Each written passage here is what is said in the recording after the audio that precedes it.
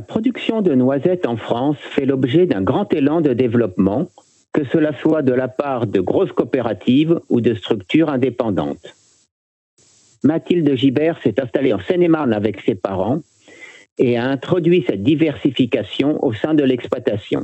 Je m'appelle Mathilde Gibert, je suis arrivée à la ferme en 2020, en Seine-et-Marne, à côté de Roissy, exactement à Saint-Marc. Je me suis installée avec mes parents qui travaillent encore sur la ferme. C'est une exploitation de grandes cultures et céréales et betteraves essentiellement. Et en arrivant, j'ai voulu mettre en place une production de diversification. Après avoir un petit peu regardé ce qui se passait autour de nous, on s'est rendu compte avec mon papa qu'il y avait beaucoup de noisetiers sauvages dans nos jardins. Et du coup, on s'est un peu intéressé à la culture de noisettes. Et le hasard a fait que l'année où on s'intéressait à ça en 2020, un de mes voisins, donc qui habite à 5 km de chez nous, a lancé la construction d'une usine de transformation de noisettes et nous a demandé si on voulait bien produire des noisettes pour eux. Du coup, on a accepté et c'est dans ce contexte-là que du coup, on a planté notre verger de 22 hectares de noisettes, ce qui représente environ 8000 pieds de noisetiers. Comment s'est déroulée l'implantation des noisetiers au sein de vos parcelles et vos voisins producteurs vous ont-ils aidé? Du coup, c'est eux qui sont venus nous aider à planter. Ils avaient la planteuse qui nous ont mis à disposition. On a planté 4 variétés différentes parce qu'il faut savoir qu'un noisetier ne se pollinise pas tout seul. Il n'est pas mâle et femelle en même temps. Pour que le verger puisse se polliniser, il faut différentes variétés, ce qui me permet aussi de ne pas mettre tous les œufs dans le même panier parce qu'il y a des variétés qui sont un petit peu plus précoces, d'autres moins. Ça permet, par exemple, s'il y a des périodes de gel, que tout le verger ne gèle pas, car les variétés ne sont pas matures au même moment. Donc voilà, donc on a planté à l'automne 2020, il y a pile 4 ans, et on va réaliser notre première récolte cette année, 4 ans après. Normalement, on estime qu'on aura 30% de notre production là cette année et qu'on sera à 100% de notre production à partir de 7 ans, donc dans 3 ans.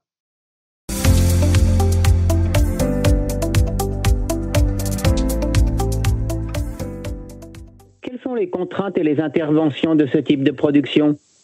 Alors les travaux, il y a la taille. Donc les 3 premières années, on les a taillés parce que nous, on voudrait une forme d'arbre en gobelet pour pouvoir bien ramasser en dessous. Parce que les noisetiers, si on ne les taille pas, il y a plein de rejets et ça fait plein de troncs différents. Sauf qu'après, pour la récolte, les noisettes, elles tombent dans les différents troncs. Donc c'est difficile de les avoir.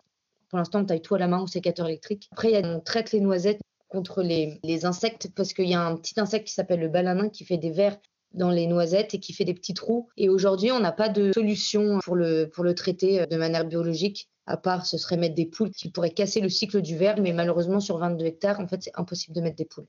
Elles resteraient toutes sur 100 mètres carrés, donc la solution, elle n'est pas viable. On leur donne aussi du cuivre, du bore et de la magnésie pour l'inflorescence. Et puis, les années de sécheresse, bon, aujourd'hui, on n'est pas trop touché par la sécheresse, mais on a mis en place l'irrigation. Et après, on a un gros travail de tonte à partir du mois de mars jusqu'à peu près en ce moment. Il faut tondre toutes les 2 semaines.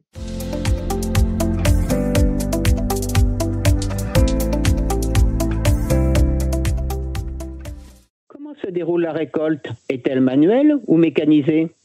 Alors la récolte, donc déjà, on fait partie d'une CUMA.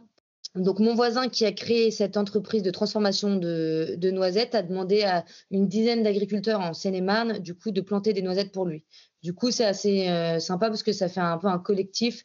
On a des réunions ensemble 2 fois par an et on est une dizaine d'agriculteurs à avoir planté pour eux. Et du coup, la CUMA de la région s'est équipée de récolteuses et comme ça, nous, on n'a pas eu besoin d'acheter notre propre récolteuse.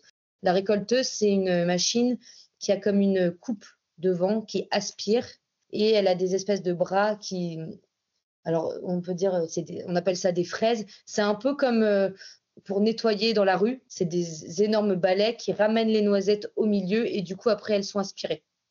On ne presse pas du tout l'arbre pour que les noisettes tombent. On ramasse tout par terre. Et je pense qu'on va faire 2 passages. Enfin, on va faire un premier passage peut-être dans 2-3 semaines et après un deuxième passage mi-octobre.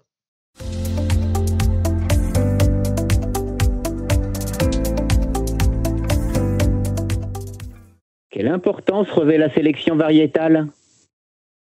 Alors, on les a choisis surtout avec l'entreprise qui va les transformer pour savoir, eux, leurs besoins. C'est-à-dire que les noisettes, elles peuvent soit devenir des noisettes de table, c'est-à-dire elles restent sous la forme d'une noisette, et là, il faut quand même des gros calibres d'amandon. L'amandon, c'est la noisette qui est à l'intérieur de la coque. Après, il y a des noisettes qui seront utilisées pour faire de la poudre de noisette. Dans ce cas-là, on n'a pas forcément besoin d'avoir un gros calibre. Et pour l'instant, c'est tout ce qu'ils ont besoin. Ils vont peut-être faire de l'huile de noisette à terme, mais du coup, on les a choisis avec eux selon eux leurs besoins de noisettes. Quels sont les débouchés de l'entreprise avec laquelle vous travaillez? Alors, c'est eux-mêmes qui commercialisent et leurs clients, ça peut être des supermarchés. L'idée pour eux, c'est de rester en Île-de-France.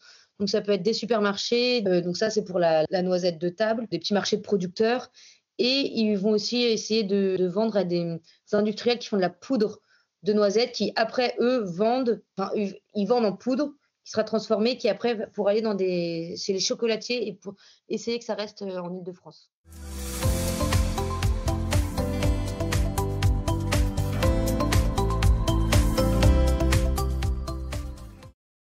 La production de noisettes, en termes de charge de travail, s'intègre-t-elle bien dans le calendrier des activités d'une exploitation de pluriculture? Ça se fait assez bien. Cette année, c'est pas un bon exemple parce qu'elle va être un peu tardive. Mais normalement, les noisettes, elles sont censées tomber en ce moment. Et du coup, ça arrive pile poil entre le trou entre les semis de colza et les semis de blé. Donc, ça s'intègre bien dans l'emploi du temps. Bon, malheureusement, là, je pense qu'elles vont plutôt tomber en octobre, en plein semis de blé. Mais normalement, ça s'intègre bien. Et surtout qu'après, toute la taille se fait l'hiver, un moment qui est assez creux pour nous, normalement. Et puisqu'en été, à part en période très sèche où il faut un petit peu irriguer et tondre, l'été, il est un petit peu plus calme.